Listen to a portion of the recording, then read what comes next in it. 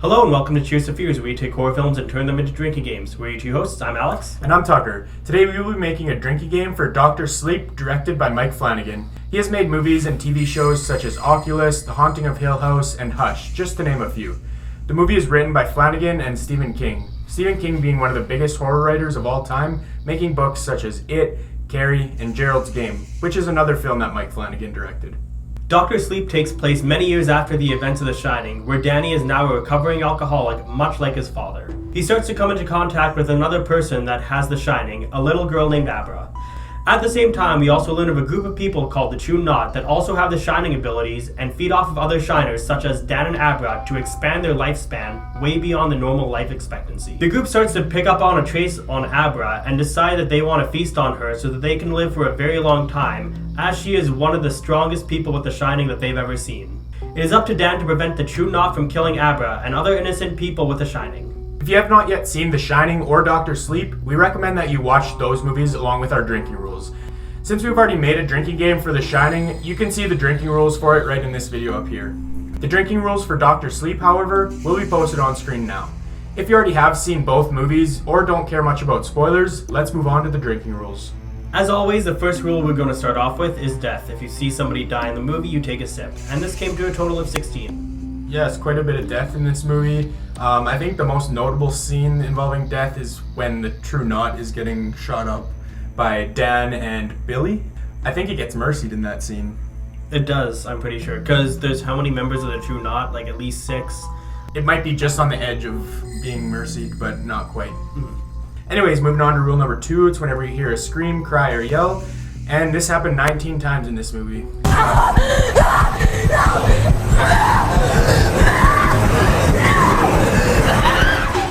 I guess it's worth mentioning that there is 19, which is, I'd say, a little bit below the average. But this movie's 2.5 hours long, so there's not really a lot of scream, crying, and yelling. Yeah, considering it's that long, you would expect there to be, kind of high numbers for screams. But yeah, it's few and far between, I guess. The next rule is whenever there's a Shining callback, you take a sip. This total came to 24 sips. Yeah, so if there's multiple callbacks in the scene, some of them maybe a little bit more subtle. Yeah. We still only counted 1 just because otherwise this number would be way higher. It would be a lot higher. Because every scene, for instance, when Rose gets eaten alive, you could say that there's 5 in that scene just because of the staircase that she's on, all the people. Yeah. So honestly, just try to do it 1 per scene unless it's something really on the nose.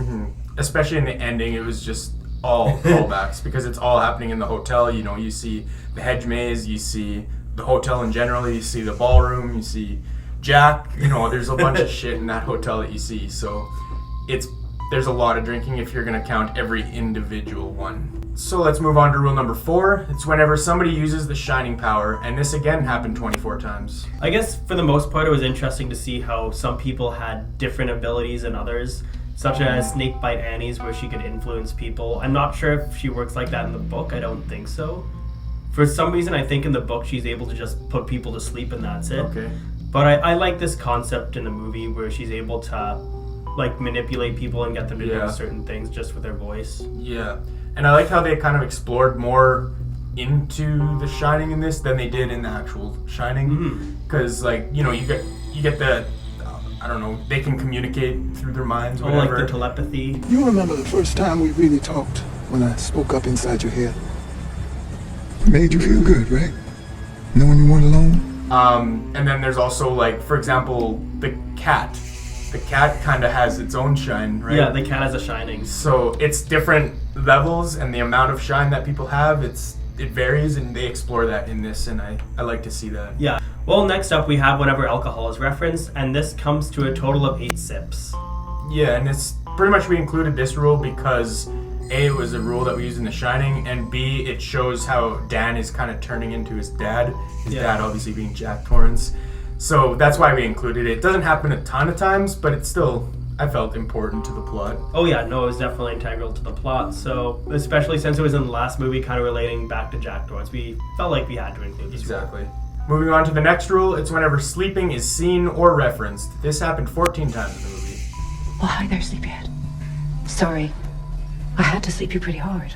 This happens in, I guess, a lot of different ways. It can happen through Snakebite Annie, or it can happen through people actually dying in the hospital, or just you even see people sleeping, which is a fair amount. You see instances such as like Dan just waking up. Yeah. And obviously with this movie being called Dr. Sleep, we felt it was important to have a sleep rule. Yeah. The next rule we have is whenever shine steam is mentioned or seen, you take a sip, and this came to a total of 13. Yeah, this was a pretty cool concept that they had. It kind of put a visual to how they were being able to live so long, I guess. And it was just interesting to watch as it kind of went along with the movie. And it kind of goes along with our next rule as well, which I guess I'll go right into it. It's whenever you see unnatural eyes. And this happens 15 times in the movie. Mm-hmm. There's also some instances where it isn't shine steam, but for the most part it is. But there's some instances such as like Abra, or her eyes are rolled back into her head type of thing. Yeah, or the dead girl. Yeah. Those are just a few examples, I suppose. But mostly it's like those bright, shining blue eyes. Yeah, definitely. That you're gonna see. On to the next rule. We have whenever Danny sees a ghost, you take a sip, and this came to a total of 14 sips. Yeah, sometimes it's Dick Halloran, sometimes it's just the shining occupants at the hotel. I think even sometimes, he has those boxes that he's closing the ghosts. You can see them escaping that or whatever. Yeah. It's just a pretty standard rule, not much to say about it, honestly. Mm-hmm. So we'll move on to rule number 10, the final rule of this drinking game. It's whenever you hear a heartbeat playing in the background. This happens 17 times in the movie. Yep, it's also worth mentioning that this is a pretty subtle rule. So sometimes you really have to listen for it. If you miss it, honestly, it's not going to be the end of the world, because there's going to be a lot of drinks in general. Mm-hmm. But also it's, I'd say, fairly easy to miss. Oh yeah, it's definitely easy to miss. I feel like once you know that it's a rule, you're going to kind of notice it. And sometimes it's going on for a little while, so if you don't notice it at first, you might end up hearing it, as it goes on for a while. But yeah, it can be pretty subtle and hard to notice at times. So. Yeah. And that would do it for all the Dr. Sleep rules for this movie. The total number of sips that we got is 163, which is the equivalent of drinking 5.5 standard cans based off our 30 sip per can scale per 12 ounce can. And I feel like this is the first time in quite a while that we broke the sip counter. Yeah. Since maybe Scream. It could be that long. Yeah, I think so. And it's kind of expected because it's 2.5 hours long. So it's like an hour longer than your typical movie, Mm-hmm. So it's fully expected that it's going to be higher than normal. But if you really break it down, this isn't that difficult of a drinking game. It's decently paced. There's some scenes where it stacks up quite a bit, but overall I think it's spaced out relatively well. Yeah. So I guess the main thing about this movie is how it had to kind of appease the audience for both the book and the movie for The Shining. Yeah. So one example of how the book has drastically changed from the movie for The Shining is that the Overlook Hotel was actually just flat out destroyed. Yeah. And honestly, I feel like it worked a lot better in this movie because you had like all this visually great thing, all these visually kind of great things to look at. Yeah. Such as you got to see the old Overlook, you got to see the scene with Jack Torrance again, even though it wasn't played by him, by Jack Nicholson, I should say. Yeah. But yeah, honestly, it was a lot more visually appealing, especially for a movie environment compared to a book. And just continuing on about how they were trying to please both the book lovers and the movie lovers, I feel like they did a pretty good job of it. They tried to incorporate from both ways. Obviously, it wasn't 100% true to the book, but they did a pretty good job of kind of staying true to the story with the book, while also, like we talked about, connecting it with the Shining movie, which was very far off from the book. Yeah. For example, we saw the relationship between the True Knot members, which was, I thought, really interesting to see. Like, we saw how they were starving and trying to feed off of people's steam, like we were talking about. Yeah. So I like that aspect of this movie. I guess. And I like to see how, like, it kind of explained how they were able to live for centuries, maybe even older in some cases, like Grandpa Flick, I believe his name is. I think it's Grandpa Flick. Like, he was obviously living quite a long life, and they explore that, and I thought that was interesting to see just how it really worked and how they were able to survive all this time. But then also at the same time, they went through struggles because they were starving, like we mentioned, and they're always searching for food and always on the hunt. So they're always trying to feed that hunger that they're always going to be having. Mm-hmm. Also, did you realize that Rose the Hat's catchphrase is, Well, hi there. and all I can think of is Dan in the movie just saying, well, hello there. just because he played Obi-Wan Kenobi as well. Yeah. Yeah, I noticed that she was saying that a lot, and honestly, I was almost debating on suggesting it as a rule. Oh, yeah. But I don't know, I feel like it wasn't that often I enough could to have justify sworn it. it's at least 4 times, I think. Oh yeah, like it happens a handful of times, but for a 2.5-hour movie, 4 is pretty low. Yeah. It might be more, but we obviously didn't count it. Mm-hmm. Anyways, moving on, let's talk about the acting. What did you think about the acting?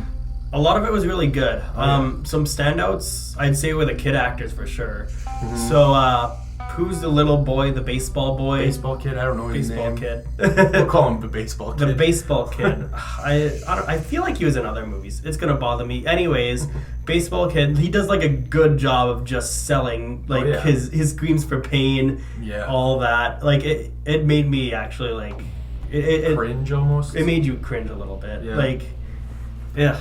It made you feel it in your gut a little bit. Oh, yeah, that for sure. that kid did a killer job. Yeah, obviously he had a pretty minor role in the grand scheme of the movie, but he did a good job at fulfilling it. And even Abra, she did a really good job as well as, a young actor. And I don't know, I feel like I liked Abra's character the most in the movie. That's my opinion, I think. I don't know, that's just me. But she just did a really good job. Yeah. No, I'd say my favorite's probably Rose the Hat. Yeah. I just like her character background. I like how laid back and chill she was until she was killing people. Yeah. But Abra was also really good in the movie, just such as with scenes taking over Dan's body, or Dan taking over her body, so she's trying to play Dan. Yeah, that was neat to see.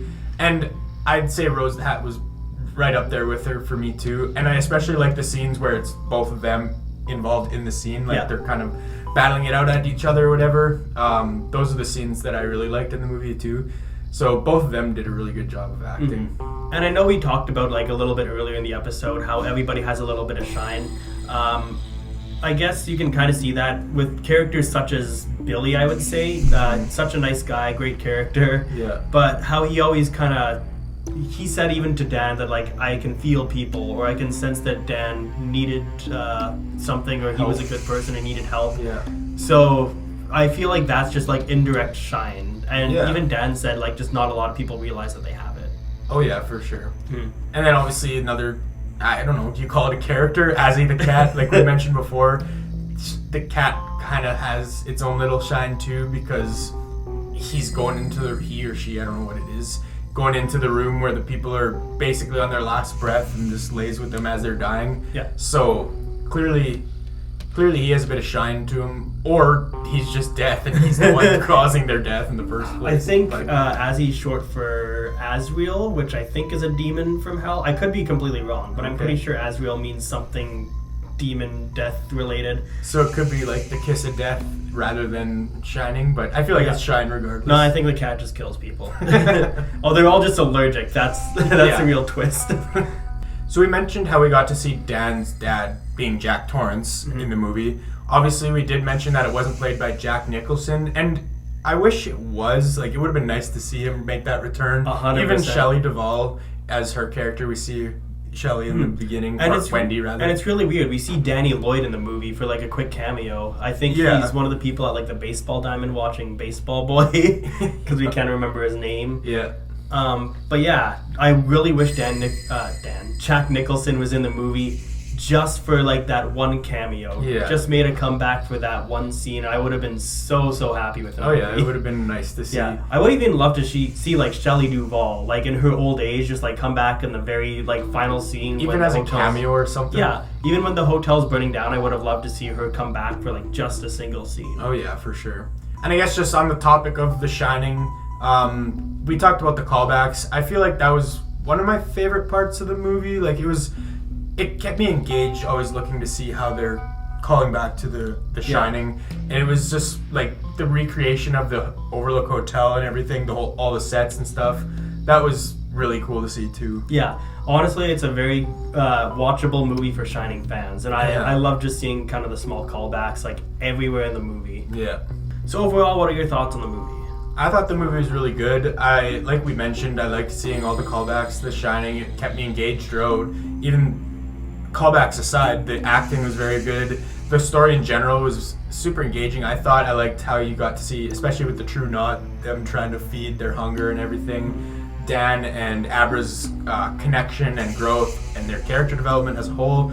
I really liked seeing all of that. It was a bit of a long movie, but it didn't really feel like that while I was watching it. Not at all. Like 2.5 hours. It's a long movie, obviously. So you kind of got to be in the right mindset to sit through that long of a movie. But when you're in it, it's easy to get through for sure. Mm-hmm. Like, it's so engaging that it really doesn't feel like a long movie at all. Mm-hmm. So, for example, this movie felt shorter than Hereditary, and Hereditary's, I think, just pushing 2 hours.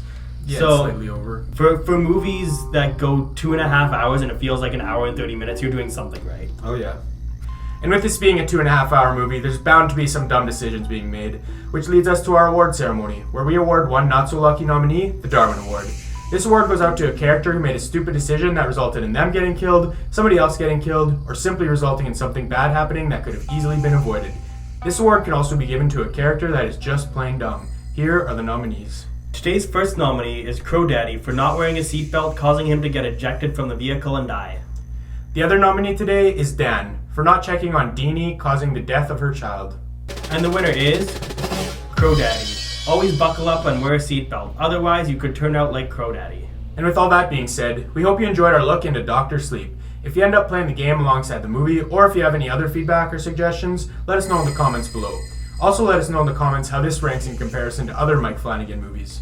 Make sure to like and subscribe to the channel so you don't miss out on the next week's episode, where we are going to be making a drinking game for the remake of 13 Ghosts. If you want to check out our video on The Shining, click on the box on the top right, or if you want to see a playlist of all the drinking games and movies we review, click on the box below it. Thanks for tuning in, and this is us saying cheers to fears. Shine on, Aberstone. You shine on.